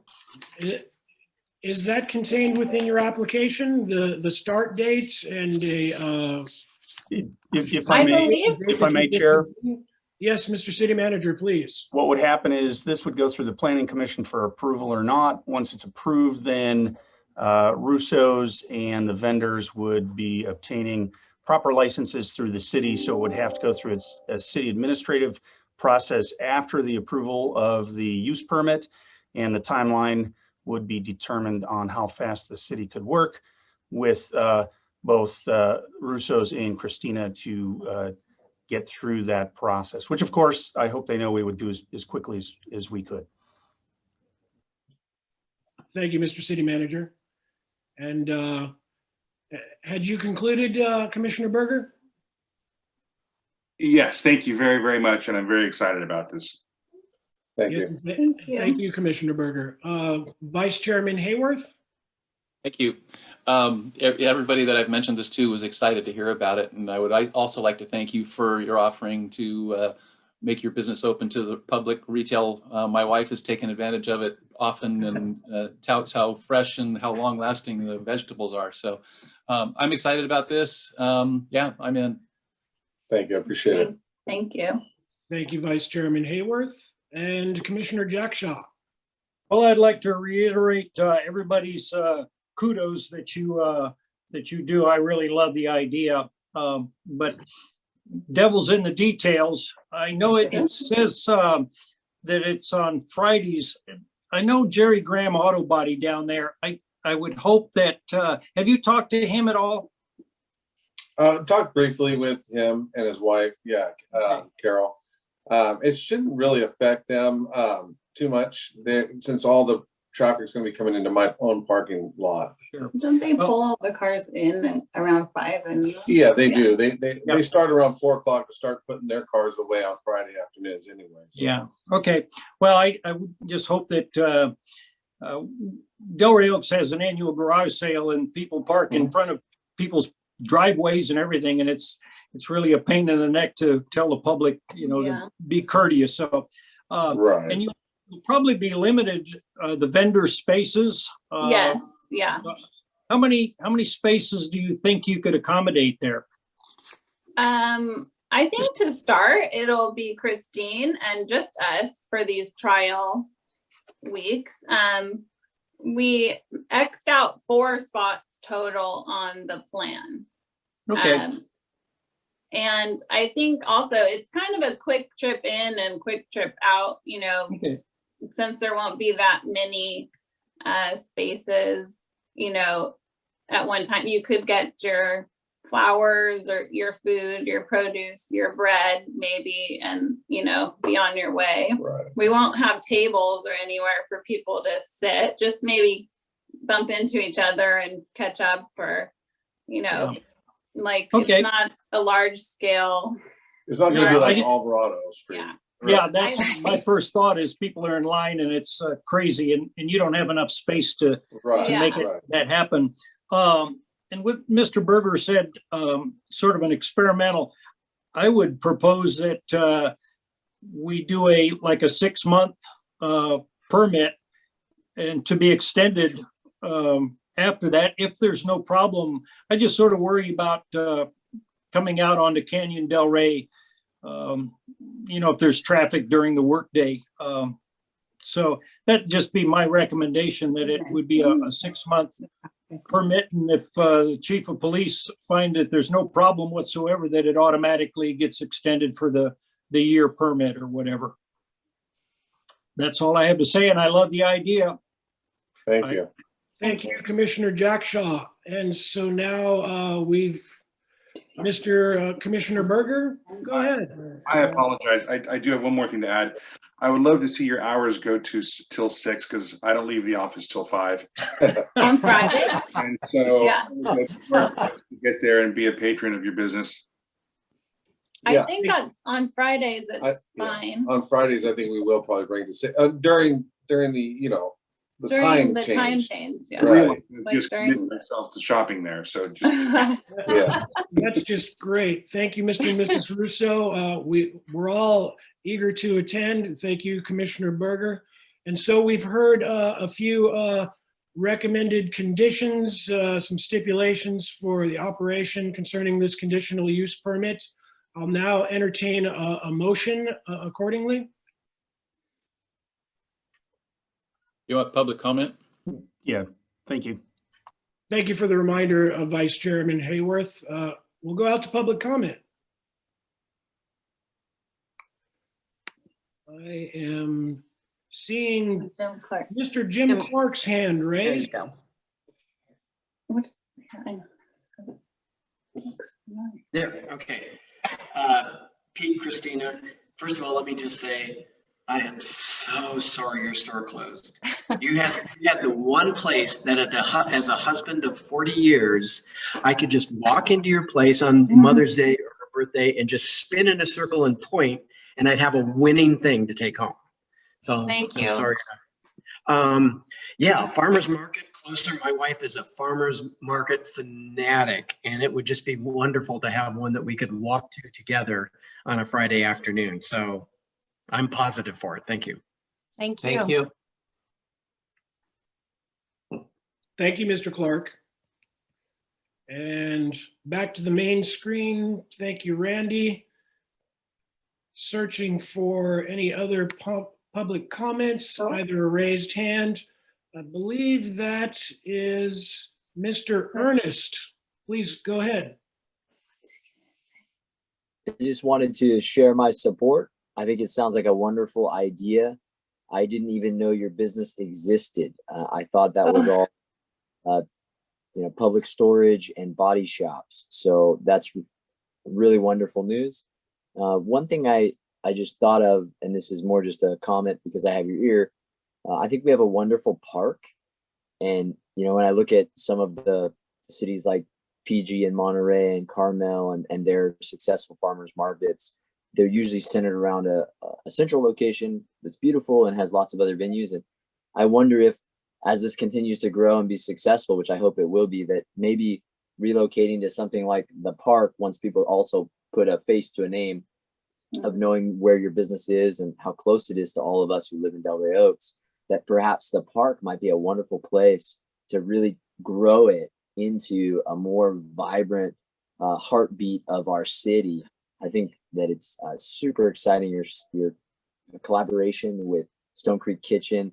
Christina, I work at a general contractor, and we used to entertain all of our architects and clients and designers exclusively with food from you. So Thank we are so sad to see you go, and we're lost without you, and we're real excited about this, and maybe we can even do some more business together. So that'd be great. That's right. Thank you. Thank you. Thank you, Mr. Ernest. Any other public comments? Chairman, I saw Allison Kerr, Mayor Kerr's hand up. Yes, Mayor Kerr, please proceed. Actually, this evening, I am just a Delray Oaks resident who lives at 12 Robertson Place. And I just want to also echo my gratitude for the Russos really kicking into gear for all of us during the pandemic and providing healthy produce for, sorry, Jerry's eating right now. And I'm thrilled that this is coming to fruition. So I just want to say thank you so much for keeping Christine involved in the city. Yeah. Thank you, Allison.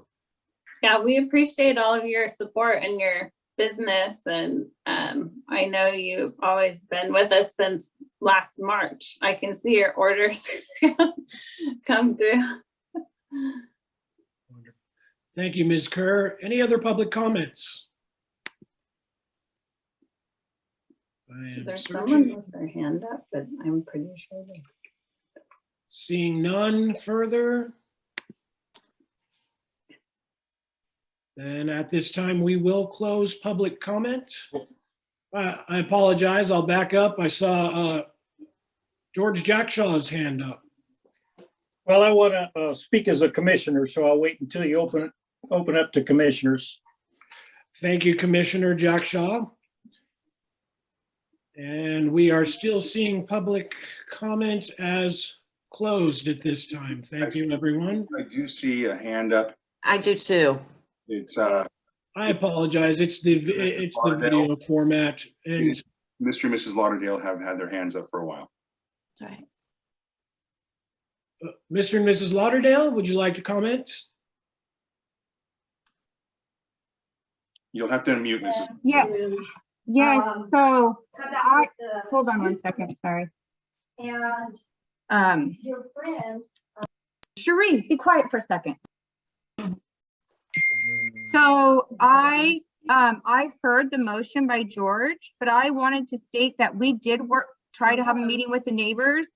And we were told by Mary, regardless of what we do, and I stated this in the letter, that unless we made conform to only a single story, that she was gonna fight us the whole way. And there were some other choice words used that I won't use in the meeting. And Mrs. so Lauderdale, I really hate to interject, but as a point of order, the item concerning your proposed project has been closed. oh, no, that's what that's what I thought you were asking for. Sorry. No, we're now on, the Russos are having a fabulous little marketplace down in our light industrial district or light commercial district. And Whatever they want to do with their stuff is fine by me. Wonderful. Thank you, Mrs. Lauderdale. Any other public comments? Seeing none, I will now entertain a motion to. Wait, I got a comment as commissioner. All right, back to Commissioner Jackshaw. Yeah, I would, answering another gentleman that said they didn't even exist, it would be nice to get a little mention in the Acorn when it comes out. That would let the residents know that they are open.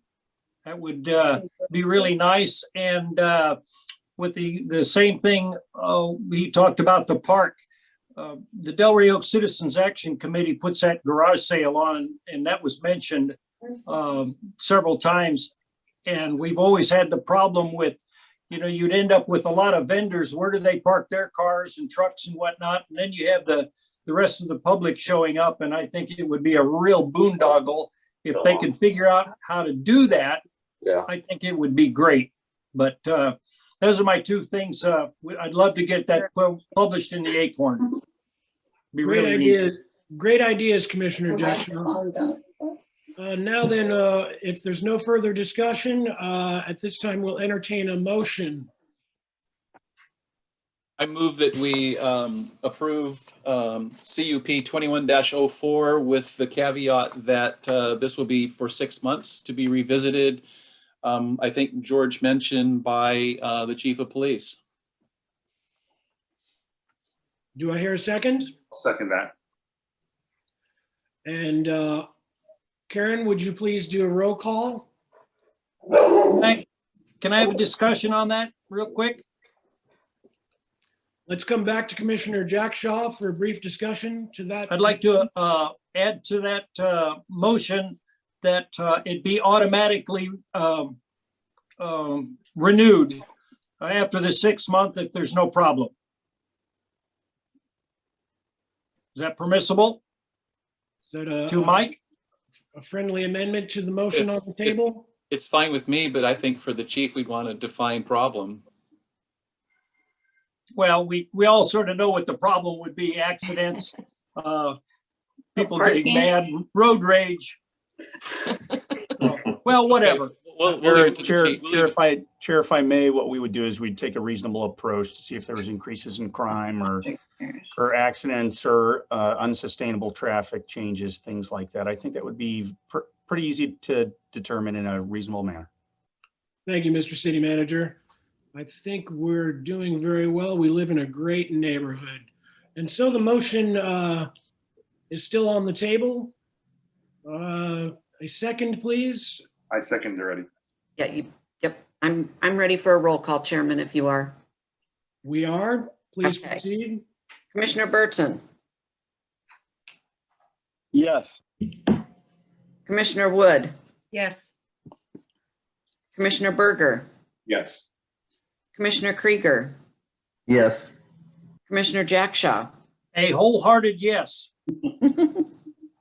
Vice Chair Hayworth, Yes, ma'am. Chairman Halleck. Yes. And so the application for the conditional use permit passes unanimously. Thank you. Yes, Thank thank you. you. Does that have a 20-day appeal? 20-day Does the 20-day appeal apply to this? Fine question. I will defer to our, I have never It should apply encountered to all. the intention. It should apply to all conditional use permit actions taken by it's the same across the board. Very well. As per this discussion amongst city staff and the planning commission, I'll extend to the public that there is a 20 days appeals period concerning this conditional use permit approval. And now item 7B, moving on, is actually one that I will recuse myself from due to proximity concerns, acquainted with this neighbor right down the street. And so I will take a break and pass the virtual gavel to Vice Chairman Hayworth. Thank you. I didn't realize I was on. So do we have a representative from the applicant? Yes, sir. Jeff Ernest right here. What do you want to tell us about this? I came before you last month. The difference between last month's ask and this month's ask is I am expanding the ask or the addition. It will go no further into the side yard, but it will go to my front building wall and my rear building wall. I had tried with my first attempt to add a second bathroom to avoid dealing with PG&E. I don't know if you're builders or if you have experience with adding on to homes, but PG&E design can be a very costly and postponing endeavor. And so I was unfortunately informed by PG&E that despite my best efforts, I'm going to be charged $6,000 to $8,000 to relocate my gas meter due to an overbuild condition. where basically the addition would be over an existing gas line. And so if I have to pay the $6,000 to $8,000, it already breaks the bank and blows the budget. And so then you go back to what should you build if you now no longer have to think about where the electric meter is existing and where the gas meter is existing. So it makes a lot of functional sense to just continue the roof line, go to the side yard setback, stay within all the rules. But basically I'll make one bedroom a little larger and just keep the house looking pretty much exactly like it looks today. So a point of, I didn't announce what the project was, so it's a architectural review 21-04 for 919 Via Verde, requesting approval to build a second bathroom and to extend a bedroom to the west side of the existing single-family dwelling, all colors and materials to match existing. So I apologize for missing that at the outset. So, okay, well, thank you. So go out to the commission and see if there's any questions or comments. Commissioner Jackshaw. I don't have anything clarification. And we were sort of curious, Denise and I, why that wasn't proposed to begin with. And I'm glad to see the applicant reapplied. Thank you. Commissioner Krieger. No further questions. I appreciate the explanation. As before, it looks like a nice addition, and yeah, thanks for doing it. Commissioner Berger, go ahead. Mr. Ernest, I'm really happy to see that you're doing this, moving forward with expanding the bedroom as well. And I'm sorry to hear about the gas company. It's unfortunate you have an added expense, but I suppose it is what it is. I thought I saw on the new plan that you were reducing the master bathroom to a single sink vanity. Is that correct? That is correct. This has nothing to do with the planning commission, but when we did our addition a year ago, we were applying for the same thing, expanding a bedroom, adding a bathroom. A couple things when you're going for the water thing, and don't take my word. Don't be surprised if they tell you have to have 2 sinks in there. And okay. Don't be surprised if they tell you that it's not allowed to be called a master bathroom. Why, I don't know, but this was made very clear. When you go back, when they go to the inspection, if you don't have 2 sinks in there, you'll get denied. That's what I was told. We adhered to that. We heeded their warning. Your wife will appreciate the second vanity. That said, I can only recommend that where you now have a swinging door, that you try to incorporate a pocket door so you don't interfere with the vanity. Those are all personal things, just recommendations from having been through this whole process already. I think you're doing a great job. I think this is great. Thanks. Commissioner Wood. Thank you. I have to accuse myself. Oh, okay. Sorry, I did miss that. Who's left? Commissioner Burton. Thank you very much for upgrading your house, for building on, making it better, making the community better. I really appreciate that. And very good comments, Michael. And I agree with the other commissioners. Thank you. Out to the public for public comment. I'm not seeing any. Oh, there we do. Yes.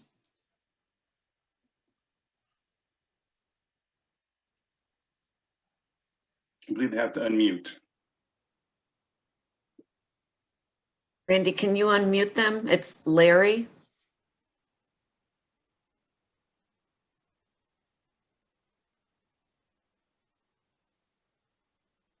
There we go. There you go.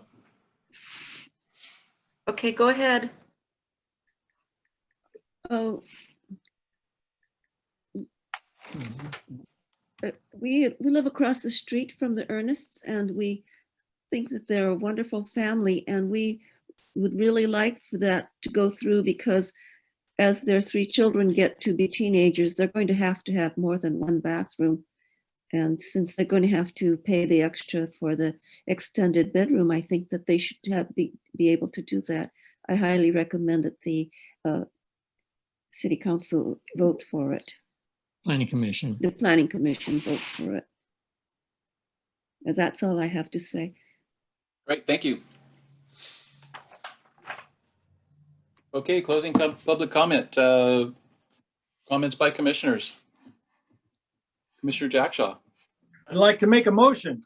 This is a pretty good addition. I like it. It falls within the setbacks and everything. So I'd like to make a motion that we approve item number architecture review 21-04. Let's I give everybody an opportunity if they have any other comments first. Anybody have any further comment? This is Jeremy, the one. Just a quick note, thank you to the neighbors for being here and speaking up. That's wonderful. Thank you. You're welcome. Okay, so we have a first and a second. Karen disappeared. All in favor? Here. Aye. Aye.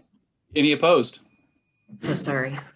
Okay, the architectural review 21-04 passes. You have a 20-day appeal period, so if you move forward, you do at your own risk. Sure. Thank you all very much. Thanks. And Chairman Halleck, you got it back, buddy. Thank you, Vice Chairman Hayworth. All right, very well. Item number 8, let's bring it home with announcements or comments by planning commissioners. Begin with Commissioner Woods. I got nothing. Thank you, Commissioner Woods. Commissioner Krieger. Yeah, I'd just like to thank the acting city manager for looking into trying to get us some additional training and whatnot on the all the new changing laws. I've been sending him some laws that there's a lot of turmoil, a lot of churn right now going on, and it's a lot for us to keep up with. And I really liked your idea about trying to leverage local expertise for our area and help us stay abreast of all the changes and requirements so that we don't end up doing something that has to get undone later. So thank you for that effort. Thank you, Commissioner Krieger. And more will be revealed as to the format that the city manager proposes for the benefit of the Planning Commission and as we move forward. Commissioner Jackshaw. No comment. Good meeting. And Commissioner Berger. No comment. Vice Chairman Hayworth. I'm good. Thank you. Good meeting. And I have nothing further either. Thank you all very much. Good meeting. Hey, you missed me. You missed me, Jeremy. I did. I'm sorry. How could I? I apologize, Commissioner Burton. Please go ahead. Hey, thank you guys. You know, there are issues where we won't see eye to eye on it, and that's what we get paid, well, not paid to do, is to talk about these things and do the best as we can by our community. I do really think, though, as my parting thought, is that our obligation is to find a way to yes, and I'll leave it with that. Thank you guys for bearing with me this evening. Excellent point. Well made and taken. Thank you, Commissioner Burton. And again, I've nothing further to say. And so this meeting is hereby adjourned. We will see you all next month, same time, same place, unless we are otherwise directed or some issue arises for us to meet and converse again. Good night, everyone. Good night. Thank you very much. And thank you, our city lawyer. He did a great job of backing us up. Absolutely. We couldn't do it without him. Yep. We've got a great cohesive team. Night, Say everybody. good night, Dick. Thanks, Meeting everybody. adjourned. Good night, guys. Thank you. Good night.